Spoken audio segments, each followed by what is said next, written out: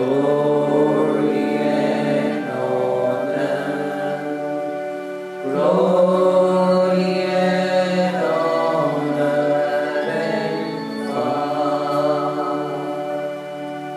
Oh, thou hast created and all things created.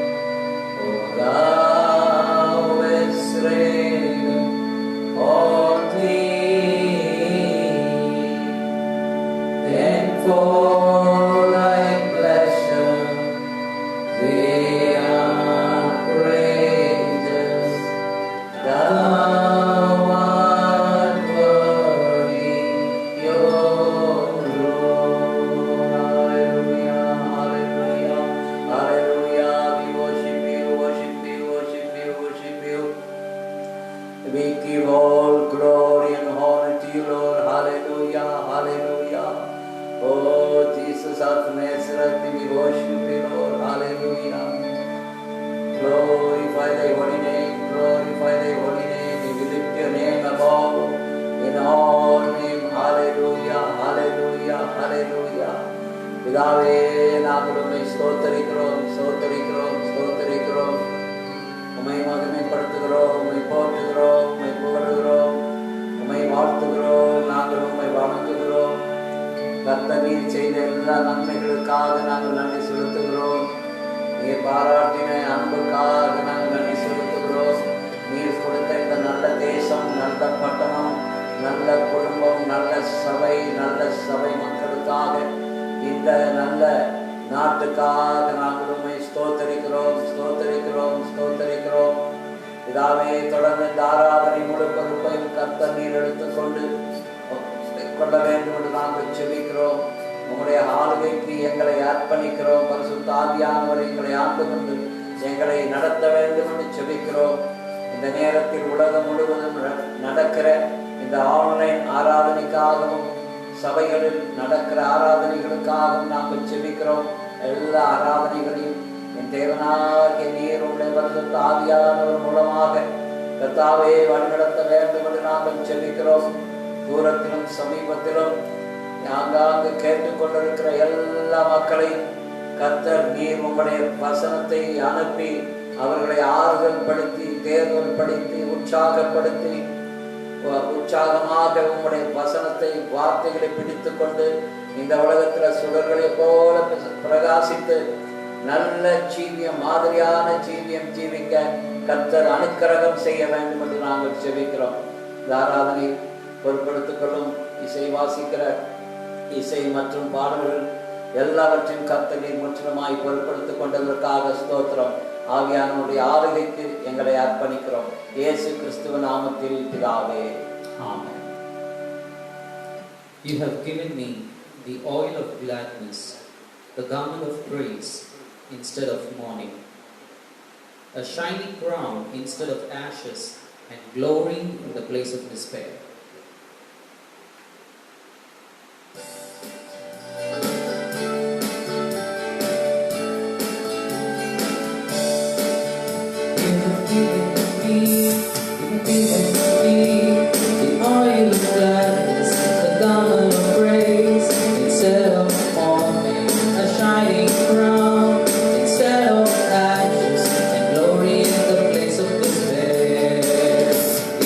Give me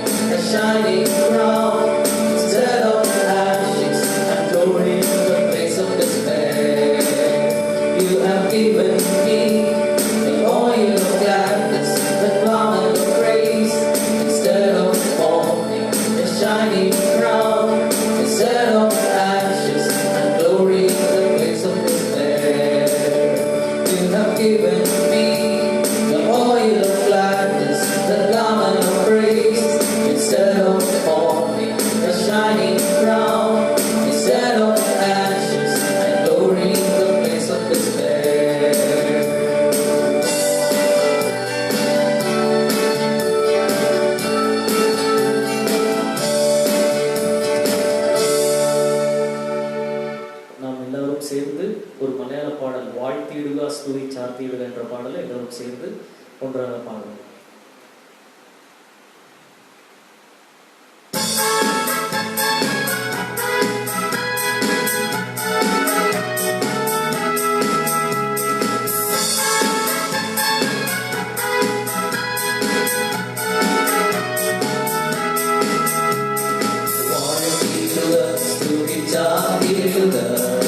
അവന്റെ നാമം ഉയർത്തിടുക, വാഴ്ത്തിടുക, സ്തുതിച്ചാർത്തിടുക.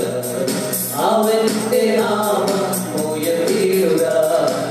പച്ചപ്പുൽമേടുകളിൽ ദിനവും പാടിപ്പതോർത്താലെങ്ങനെനാ. പച്ചപ്പുൽമേടുകളിൽ ദിനവും പാടിപ്പതോർത്താലെങ്ങനെനാ.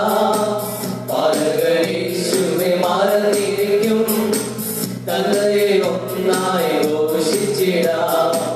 പാലകനേശുവെ മറന്നിരിക്കും, തങ്ങളെ ഒന്നായി ഘോഷിച്ചിടാം. വാഴ്ത്തിടുക, സ്തുതിച്ചാർത്തിടുക. അവന്റെ നാമം ഉയർത്തിടുക, വാഴ്ത്തിടുക, സ്തുതിച്ചാർത്തിടുക. അവന്റെ നാമം ഉയർത്തിടുക. ഈശാനമൂലൻ ആടിച്ചുയർന്നു, പടക് തകർന്നെന്ന് തോന്നിയപ്പോൾ. ഈശാനമൂലൻ ആടിച്ചുയർന്നു, പടക് തകർന്നെന്ന് തോന്നിയപ്പോൾ. നോടിയിൽ ജയം തന്ന രക്ഷകന്റെ പാലനമോർത്തു നാം സ്തുതിച്ചിടുക. നോടിയിൽ ജയം തന്ന രക്ഷകന്റെ പാലനമോർത്തു ഞാൻ സ്തുതിച്ചിടുക. വാഴ്ത്തിടുക, സ്തുതിച്ചാർത്തിടുക. അവന്റെ നാമം ഉയർത്തിടുക, വാഴ്ത്തിടുക, സ്തുതിച്ചാർത്തിടുക. അവന്റെ നാമം ഉയർത്തിടുക. ഇന്ന ഭാരതം ഞെരുങ്ങിയപ്പോൾ ഒന്നും ഭയപ്പെടുന്നുരച്ചതല്ലേ. ഇന്ന ഭാരതം ഞെരുങ്ങിയപ്പോൾ ഒന്നും ഭയപ്പെടുന്നുരച്ചതല്ലേ. കവയ ഭക്തരെ പോറ്റിയ നാഥന്റെ സ്നേഹത്തെ ഓർത്തു നാം സ്തുതിച്ചിടുക.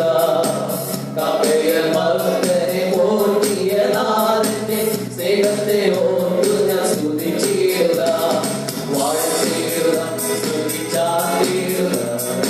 അവന്റെ നാമം ഉയർത്തിടുക, വാഴ്ത്തിടുക, സ്തുതിച്ചാർത്തിടുക. അവന്റെ നാമം ഉയർത്തിടുക. കഷ്ടത്തിൽ കോട്ടയിൽ അകപ്പെട്ടപ്പോൾ അപൂർവം കടന്നിടാൻ പാടുന്നില്ലവേ. കഷ്ടത്തിൽ കോട്ടയിൽ അകപ്പെട്ടപ്പോൾ അപൂർവം കടന്നിടാൻ പാടുന്നില്ലവേ. അകത്തും പുറത്തും പീഡനം വന്നപ്പോൾ രക്ഷിച്ച നാഥനെ സ്തുതിച്ചിടുക. അകത്തും പുറത്തും പീഡനം വന്നപ്പോൾ രക്ഷിച്ച നാഥനെ സ്തുതിച്ചിടുക. വാഴ്ത്തിടുക, സ്തുതിച്ചാർത്തിടുക. അവന്റെ നാമം ഉയർത്തിടുക, വാഴ്ത്തിടുക, സ്തുതിച്ചാർത്തിടുക. അവന്റെ നാമം ഉയർത്തിടുക, വാഴ്ത്തിടുക, സ്തുതിച്ചാർത്തിടുക. അവന്റെ നാമം ഉയർത്തിടുക, വാഴ്ത്തിടുക, സ്തുതിച്ചാർത്തിടുക. അവന്റെ നാമം ഉയർത്തിടുക.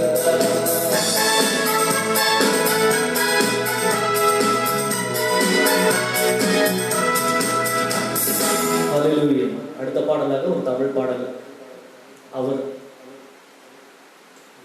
அவர் வார்த்தையின் மேலே நான் சார்ந்திருப்பதால் என்ற பாடலை எல்லோரும் சேர்ந்து உற்சாகமாக பாடலாம்.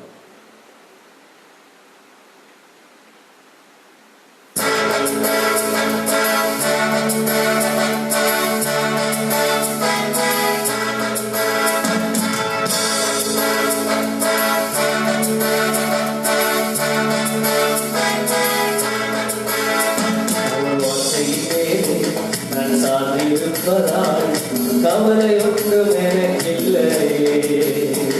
என் தேவைகளெல்லாம் அவர் பார்த்துக் கொள்வதால் நான் கர்த்தருக்குள் மகிழ்ந்திருப்பேன்.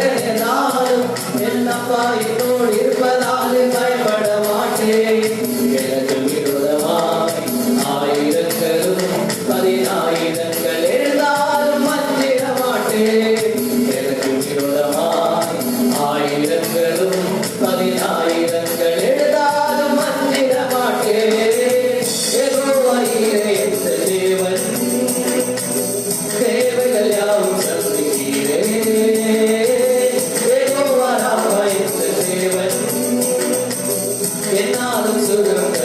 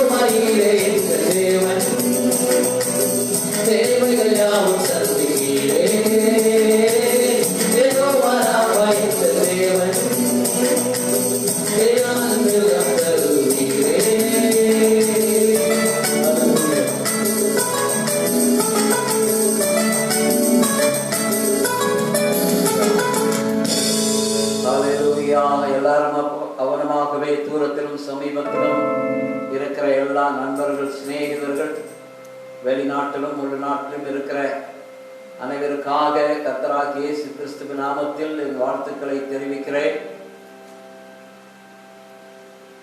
I greet you all in the name of Jesus, all those people who are watching online from various countries. இப்பொழுது நாம் எல்லோரும் சேர்ந்து ஜெபிப்போம். Let us all pray together now. என்னோடும் எங்களோடும் உங்களோடும் கர்த்தர் தம்முடைய வார்த்தைகளை அனுப்பி நம்மளை தொடர்ந்து இந்த தேசத்திலும் சபையிலும் சங்கத்திலும் உலகத்திற்கும் நம்மை மாதிரியாக ஏற்படுத்தி தொடர்ந்து நடத்த தேவன் சித்தமுள்ளவராக இருக்கிறபடினால் அவருடைய வழிநடத்தலுக்கும் அவருடைய வார்த்தைக்கும் பரிசுத்த ஆவியானுடைய ஆளுகைக்கும் நம்மை ஒப்புக் கொடுப்போம். Let us all submit ourselves to the Holy Spirit. Let Him guide us and let Him lead us in all the ways of our life and to hear the word of God and be blessed. மிகுதியான நேரம் முழுவதும் கர்த்தருடைய ஆவியானவர் ஆள வேண்டும் என்று ஜெபித்து எங்களை அர்ப்பணிக்கிறோம். We submit ourselves that God may lead us throughout this service. இயேசு கிறிஸ்துவின் நாமத்தில் பிதாவே. In the name of Jesus we pray. ஆமென். கர்த்தருடைய பரிசுத்த நாமத்திற்கு மகிமையும் ஸ்தோத்திரமும் கனமும் உண்டாவதாக. Let the name of God be praised. இந்த நாளிலும் கர்த்தருடைய வார்த்தை முதலாவது மத்தேயு 28ஆம் அதிகாரம் 19ஆம் வசனத்திலிருந்து நாம் பார்ப்போம். Let us all turn our Bibles to Matthew chapter 28 verse 19. ஆகையால் நீங்கள் புறப்பட்டு போய் சகல ஜாதிகளையும் சீசராக்கி பிதா குமாரன் பரிசுத்த ஆவியானவர் நாமத்தினாலே அவர்களுக்கு ஞானஸ்தானம் கொடுத்து நான் உங்களுக்கு கட்டளையிட்ட யாவையும் அவர்கள் கைக்கொள்ளும்படி அவர்களுக்கு உபதேசம் பண்ணுங்கள். Go ye therefore and teach all nations, baptizing them in the name of the Father and of the Son and of the Holy Ghost. இதோ நான் உலகத்தின் முடிவு பரியந்தம் சகல நாட்களிலும் நான் உங்களுடனே கூட இருக்கிறேன் என்றார். And he said that I am with you even unto the end of the world. கர்த்தராகிய ஆண்டவர் சீசர்களுக்கு கொடுத்த அதிகாரம்.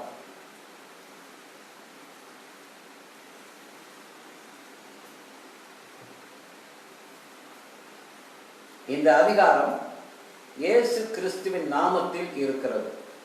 The power and the authority that Jesus has given to his disciples. கர்த்தர் அந்த நாமத்தை சீசர்களிடத்தில் கொடுத்துவிட்டு பரலோகம் போய் பிதாவின் வலது பார்சத்தில் உட்கார்ந்து Jesus has given the authority to the disciples and then he ascended through heaven. நமக்காக ஜெபித்துக் கொண்டிருக்கிறார். And he is praying for பேசிக் கொண்டிருக்கிறார். And he is actually advocating for us. என்று சத்திய வேதாகமம் நமக்கு சொல்லுகிறது. And the Bible tells this to us. அவருடைய உள்ளத்தில் உள்ள பெரிய பாரம் இந்த உலகம் தேவனுடைய குடும்பமாய் மாற வேண்டும். The only burden that he had in his mind is that he wanted the whole world to be transformed into his family. என்பதுதான் அவரின் வாஞ்சை. And it was his will. அவர் நம் அப்பாவை காட்டிலும் 1000 மடங்கு நல்லவர், வல்லவர், ஞானமுள்ளவர், ஐஸ்வர்யமுள்ளவர். He is 1000 times better than our earthly father. He is powerful. He has wisdom. ஞானமுள்ளவர், ஐஸ்வர்யமுள்ளவர். அவரால் எதையும் செய்ய முடியும். And he can do anything in this world. அவர் சொல்ல ஆகும். And if he says, it will happen. கட்டளையிட நிற்கும். And if he commands, it will stand. ஆகையால் அவருடைய படைப்பே ஒரு குடும்பம். And so the whole creation is a family for him. இதுதான் அவருடைய பெரிய நோக்கமாக இருந்து. And this was his vision. Eden தோட்டத்தை மனுக்குலத்திற்காக அவர் சகலவித ஆசீர்வாதங்களோடு சகலவித தேவைகளோடு அந்த தோட்டத்தை உருவாக்கி, and with this vision he created the Garden of Eden with all that was available, with all the prosperity that was available in the garden. இதுதான் தேவனுடைய நோக்கம். ஒரு குடும்பத்தை ஆரம்பித்து வைக்கிறார் ஏதேனிலே. And this was his vision, this was his wish, and he started a family in the Garden of Eden. அவர் ஆதாம் ஏவாளை வெறுமையாக படைக்கவில்லை. He did not create Adam and Eve without nothing. So with nothing. புதிய ஏற்பாட்டின் காலத்தில் நமக்கு சொல்லுகிற வார்த்தை, in the New Testament it tells us, நாம் ரட்சிக்கப்பட்ட உடனே உன்னதங்களிலே நம்மை புது சிருஷ்டியாக்கி உன்னதங்களிலே கிறிஸ்துவோடு கூட உட்கார வைத்து சகல ஆசீர்வாதத்தினாலும் நம்மை ஆசீர்வதித்திருக்கிறார். And we see in the New Testament that once we are saved, we are being redeemed and we are kept in the right side of Jesus Christ and has been blessed with all the blessings. அதுபோலதான் கானாவூர் கல்யாணத்திலும், that's how it happened in the Canaur marriage. கர்த்தராகிய இயேசு கிறிஸ்து அந்த திருமணத்திலே அழைக்கப்பட்டிருந்தார். And Jesus was invited for the marriage. அந்த திருமணத்திலே அவர் அமர்ந்து நடக்கிற காரியங்களை பார்த்து கொண்டிருந்தார். He was observing the things that was happening in the marriage. கொஞ்ச நேரத்தில் அங்கு திராட்சரசம் குறைந்து விட்டது. And we can see that after some time, after the marriage has started, there was a shortage in the wine. பற்றாமல் போய்விட்டது. There was a shortage in wine. உடனே இயேசு கிறிஸ்துவினுடைய தாயாகிய மரியாள் அவர்களிடத்தில் போய் அவர்களுக்கு திராட்சரசம் குறைந்து விட்டது என்று சொல்லி அவர்களிடத்தில் முறையிடுகிறார். The servants goes to the mother of God, Mary, and they tell her that there is a shortage in wine. கர்த்தராகிய இயேசு கிறிஸ்து அவர் சீசர்களுக்கு கட்டளையிட்டு ஜாதிகள் எல்லாம் தண்ணீரால் நிரப்புங்கள் என்று சொல்கிறார். And after that it was informed to Jesus, and Jesus then commands the disciples and the servants to fill the jars with empty water. அவர்களிடத்திலே கட்டளை கொடுக்கிறார், நீங்கள் இப்பொழுது அதை எடுத்து விளம்புங்கள் என்று சொல்கிறார். And after filling those jars, empty jars with plain water, he commands them to serve that water to the invitees.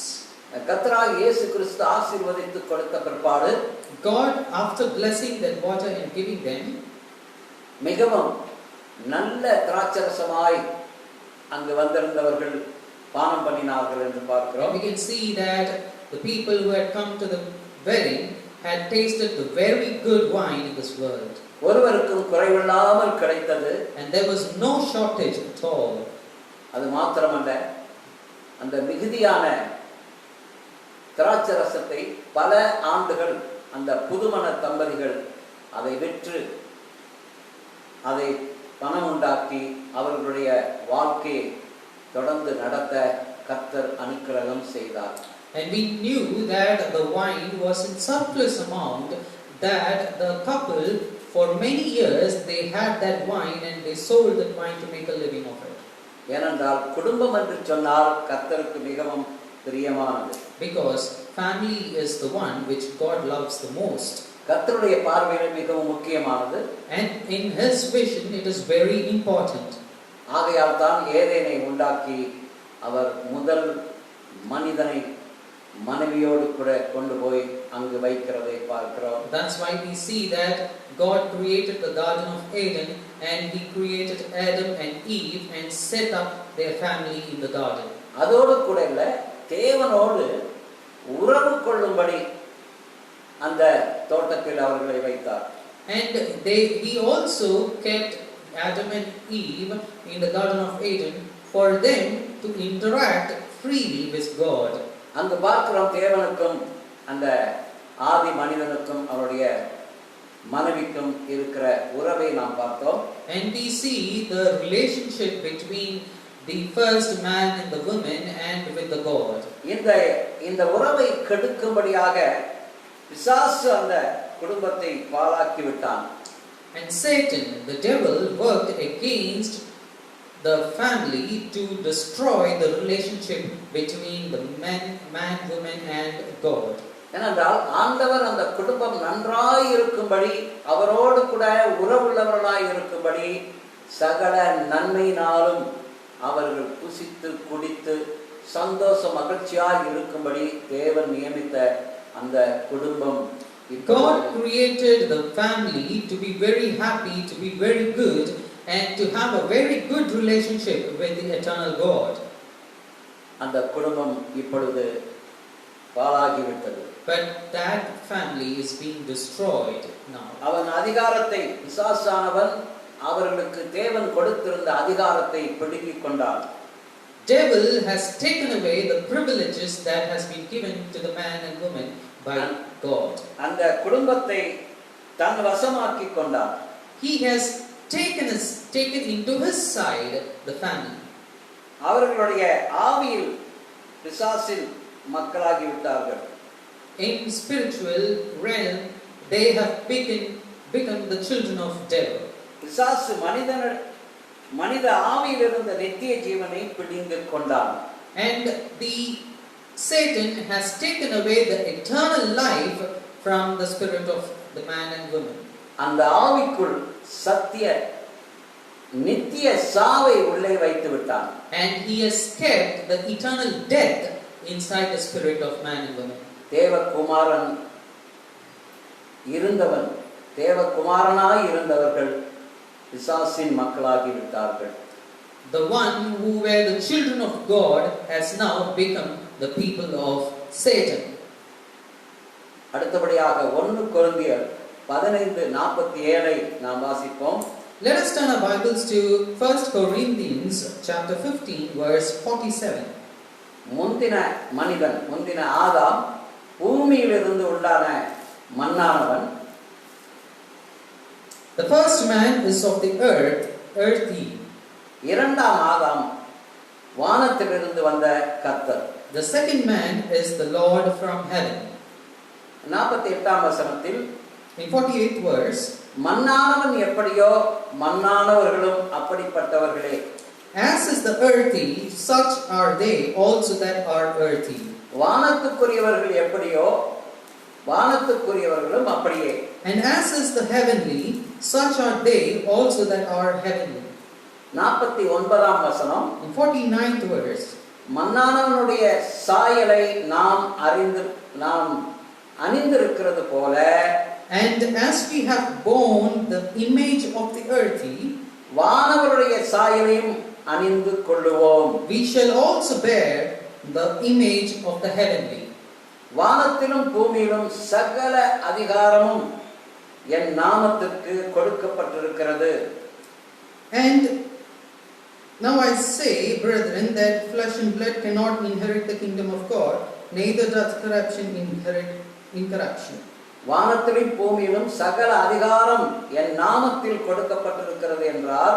And in his name all the authority has been given both in heaven and in the earth. நீங்கள் கர்த்தவும் கர்த்தவிழ்க்கலாம் என்று இயேசு சொல்லுகிறார்.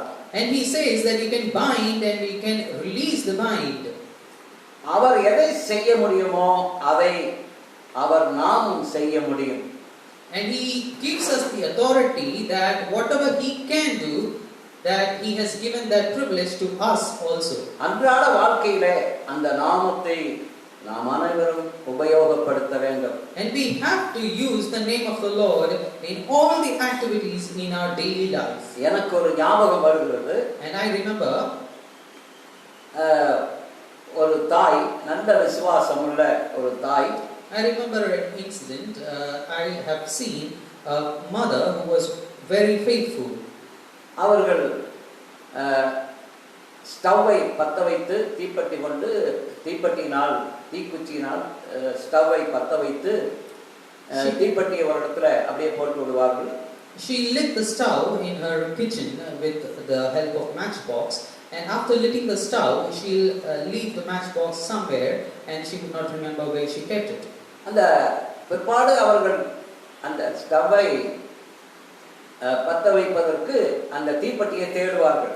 And after that, if she wants to lit the stove again, she would keep on searching for the matchbox. எங்க அந்த தீப்பெட்டி வைத்தேன் என்று அவர்களுக்கு புரியவில்லை. And she would not remember where she had actually kept the matchbox the previous time. மீண்டும் உடனே மறுவேளை அந்த ஸ்டவ்ல செய்ய வேண்டி இருந்தபடியால், And when she had another job to do with the stove, அவர்கள் இப்படியாய் அப்பாலே போ பிசாசே, அப்பாலே போ பிசாசே, அப்பாலே போ பிசாசே என்று சொல்லி ஒரு ஒரு புலம்பலை போல புலம்பி அந்த தீப்பெட்டியை தேடுவார்கள். And she would be searching for the matchbox with a murmur that saying that abolishing the Satan. கடைசியாக அவர்கள் அந்த தீப்பெட்டியை கண்டுபிடிப்பார்கள். And after that she will find out the matchbox. பாருங்கள், அப்படிப்பட்ட ஒரு சூழ்நிலையில் கூட அவர்கள் பிசாசை விரட்டுகிறார்கள். And you can see that even in that situation, in search of the matchbox, she used to cast away the demons. அவர்களுக்கு அந்த அதிகாரம் இருக்கு என்று அவர்கள் அறிந்தோ புரிந்தோ அவர்கள் அதை செய்கிறார்கள். Even after knowing or unknowingly, she would realize that she has the power to cast out the demons. அன்றாட வாழ்க்கையில அந்த நாமத்தை உபயோகிக்க வேண்டும் எல்லா காரியங்களிலும். And we have to use the name of the God in all the works, in all the activities in our daily life. ஏனென்றால் இயேசு கிறிஸ்து அந்த சீஷர்களுக்கு அவருடைய நாமத்தின் அதிகாரத்தை கொடுத்து விட்டு தான் அவர் பரலோகத்திற்கு போனார். Because when Jesus left this earth, when he ascended into the heaven, he gave all the power and the authority to the disciples and then he left. இது இந்த உலகத்தில் இருக்கிற அனைத்து விசுவாசிகளுக்கும் கொடுக்கப்பட்ட அந்த நாமம். And this name has been given to all the believers in this world. அன்றாட வாழ்க்கையில அந்த நாமத்தை சகல காரியத்திலும் உபயோகிக்க வேண்டும். And we have to use in all the activities the name of the Lord. எனக்கு ஒருவரை தெரியும். I remember one person. ஒரு சுவிசேஷ வேலைக்காக அவர் கடந்து போய் கொண்டிருக்கிறார். ஒரு சில விசுவாசிகளோடு கூட. He along with some believers, he used to go for evangelizing people. ஒரு பெரிய நாய் ஒரு வீட்டு காம்பவுண்டிலிருந்து குதித்து எங்களை விரட்டி கொண்டு நேர்முகமாக வருகிறது. And a dog, it came out of a compound of a house and it started to chase these people. வேகமாக ஒரு ஆக்ரோஷமாக கடந்து வருகிறது. And the dog started very furiously, it was chasing them. இந்த கூட்டத்தை வழிநடத்தின நண்பர் என்ன செய்தார் என்றால், இயேசு கிறிஸ்துவின் நாமத்தினால் என்று சொல்லி அந்த நாய்க்கு கட்டளை கொடுத்தார். The leader who was leading this group, he commanded the dog with the name of Jesus. உடனே அந்த நாய் அமைதலாகிவிட்டது. இது என் கண்ணால் நான் பார்த்தேன். And the dog immediately became silent and I have seen this with my own eyes. அப்பொழுது கூட அவரோடு கூட வந்தவர்கள் கண்டு ஆச்சரியப்பட்டு அவர்கள் போகிற சபையிலே போய் கர்த்தருடைய நாமத்தை மகிமைப்படுத்தினார்கள். And the people who were with that leader, they were surprised to see this event and they testified this in their church. அந்த இயேசுவினுடைய நாமம் அவ்வளவு வல்லமை உள்ள நாமம். So we see that the name of Jesus is very powerful. அதனால தான் நமக்கு கொடுக்கப்பட்டிருக்கிறது, அவருடைய நாமத்தை எல்லா நிலையிலும் பயன்படுத்துங்கள் என்று நமக்கு கட்டளை கொடுத்து அதை நமக்கு சொந்தமாக கொடுத்து விட்டார். That's why God has given his commandment to us that to use the name of the Lord in all the activities. அந்த நாமத்தை நம்முடைய அதை இருதயத்தில் விசுவாசித்து வாயில் வைத்து கட்டவிழ்க்கவும் முடியும். We can use that name, we can keep that name with faith in our heart and then we can speak it out with our mouth and we can even bind things and we can even unbind things. இன்னொருவரை எனக்கு தெரியும். I also remember another person. ஒரு பெரிய மீட்டிங்கை நடத்தி கொண்டிருக்கிறார். He was conducting a very big crusade. அந்த meeting டைம்ல பிசாசு பிடித்தவர்கள் ஆடிக்கொண்டு முன்னாலே வந்து அவருடைய பாதத்தில் விழுகிறார்கள். And during the meeting was in progress, there were many people who were possessed with demons, and they were coming and falling into his feet. இயேசுவின் நாமத்தில் இந்த சரீரத்தை விட்டு புறப்பட்டு போ என்று கட்டளை கொடுக்கிறார். அது போகிறது.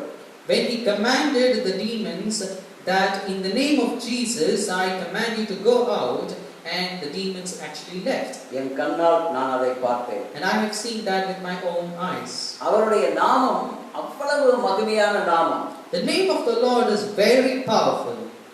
பிசாசே போ, பிசாசே போ. இயேசு கிறிஸ்துவின் நாமத்தினால உனக்கு என்னுடைய எல்லைக்குள், என்னுடைய வாழ்க்கைக்குள், எங்களுடைய குடும்பத்தில் உனக்கு அதிகாரம் இல்லை என்று சொல்லி இயேசு கிறிஸ்துவின் நாமத்தில் போ என்று சொல்லி கட்டளை கொடுக்க நம் அனைவருக்கும் அதிகாரம் உண்டு. And God has given the authority to all of us to cast out the demons in the name of the Lord. ஏதேனிலே நடந்த சம்பவம், the thing that happened in the Garden of Eden. சர்ப்பத்தின் ரூபத்தில் அவன் வருகிறான். Devil comes in the form of a serpent. அவன் பேச்சை கொடுத்து ஏவாளை மடக்கி விட்டான். He lures Eve with his speech. ஏவாள் என்ன சொல்கிறார்? அப்படியா அப்படியா அப்படியா என்று கேட்டு கடைசியிலே அந்த கனியை வாங்கி புசித்தார். And Eve also listened to what he was saying, and then at last she received that fruit and the forbidden fruit, and she started to eat it. தோல்வி அடைந்தாள். And she became defeated. அவனுடைய ஆளுகை அவர்களுக்குள் வந்து விட்டது. Satan started to take control over her life. ஆனால் இயேசு கிறிஸ்து பூமியில இருந்தபோது 40 நாள் உபவாசம் இருந்து அவர் வெளியே வரும்போது பிசாசானவன் வருகிறான். We see that Satan also comes to lure Jesus, who was taking a fast for 40 days. இயேசு கிறிஸ்துவை அவன் தன் வசப்படுத்தும்படியாக வார்த்தைகளை பேசுகிறான். He started to talk to Jesus to lure him and to deceive Jesus. அவர் அந்த பிசாசனுடைய கிரியைகளை, அவனுடைய வார்த்தைகளை கேட்டு அவனை முற்றிலுமாய் அப்புறப்படுத்துகிறார். அப்பாலே போ சாத்தானே என்று சொல்கிறார். He did not become deceived, but he cast out the demon with the word of God. இதுதான் இந்த நாட்களிலும் நடந்து கொண்டிருக்கிற காரியம். This is what is happening in these periods also. நாம் செய்ய வேண்டியதெல்லாம் அவருடைய நாமத்தை எப்பொழுதும் இயேசு இயேசு இயேசு என்ற நாமத்தை எப்பொழுதும் நம்முடைய வாயில் உச்சரித்துக் கொண்டிருக்க வேண்டும். We always have to say the word, say the name of Lord, Jesus, Jesus, Jesus, always in our mouth. ஒரு சின்ன பிரச்சனை வந்தவுடனே ஐயோ அம்மா என்ன செய்வது என்று மற்றவர்களை கூப்பிட்டு ஜெபம் பண்ணுங்கள் என்று சொல்வது என்னை பொறுத்தளவில் அது ஒரு பெரிய சக்சஸ் அல்ல. I don't think that it is a big success to become depressed over situations and crying over it. நமக்கு தேவன் கொடுத்திருக்கிற அதிகாரம், because God has given us the authority, அவருடைய நாமம், to use his name. எனக்கு இன்னொருவரை தெரியும். I also remember another person. அவருடைய சாட்சியை நான் வெளிநாட்டில் நான் கேட்டிருக்கிறேன். அவர் அமெரிக்காவில் இருந்து சிங்கப்பூருக்கு வந்தபோது அவருடைய பிரசங்கத்தை கேட்க போகும்போது அவருடைய சாட்சியை நான் கேட்டேன். I have heard his testimony. He was from the United States. He had come to Singapore to testify, and I was there and I listened to his testimony. 20,000 பேர் அவருடைய சபையிலே ஆராதனைக்கு வருவார்கள். And there are about 20,000 people who would attend the Sunday service in his church. அந்த 20,000 பேர்ல अनेक வாலிபர்கள் அந்த சபையில் இருந்தார்கள். And there were many among the 20,000 believers. There were many youth. அந்த பாஸ்டர் அவர்களுக்காக வாலிபர்களுக்காக ஜெபிப்பார். He always used to pray for the youth. அவருக்குள்ள இருந்த ஆவி அந்த வாலிபர்களுக்குள் பாய்ந்துவிடும். And the spirit that he had in himself would be transferred to the youth. அவர் மிகவும் வருத்தப்பட்டு ஒரு நாள் ஒரு பிரசங்கி கோப்லண்ட் என்ற கென்னத் கோப்லண்ட் அவர் பிரசங்கம் பண்ணி கொண்டிருக்கும் போது அவரிடத்திலே போய் அவர் இந்த காரியத்தை சொல்லுகிறார். And this preacher goes and tells, he was burdened about this feeling, and he went to a famous preacher, Kenneth Copeland, and he discusses about his matters. இப்போ உன்னுடைய சபையில் அநேக வாலிபர்கள் கெட்டு விடுகிறார்கள், உன்னால் நீ சொல்லுகிறது எனக்கு புரிகிறது. And Kenneth Copeland replied, and he summarized that many youths are being spoiled because of you. நான் சொல்லுகிற ஆலோசனை ரொம்ப ஈஸியான ஆலோசனை என்று சொல்லுகிறார். And he gave him a very easy advice. நீ உன் வீட்டிலே தனி அறையிலே உபவாசித்து ஜெபித்துக் கொண்டிரு. He told him to pray by fasting in his room. இந்த எண்ணம் உனக்கு வரும். And he said that this thought would come to you. நீ இயேசு கிறிஸ்துவின் நாமத்தில் என்று சொல்லி ஒவ்வொரு முறையும் அந்த எண்ணம் வரும்போதெல்லாம் நீ அந்த ஆவியை விரட்டு என்று கற்றுக் கொடுத்தார். And he taught him to cast out the negative thoughts, the negative ideas that would come each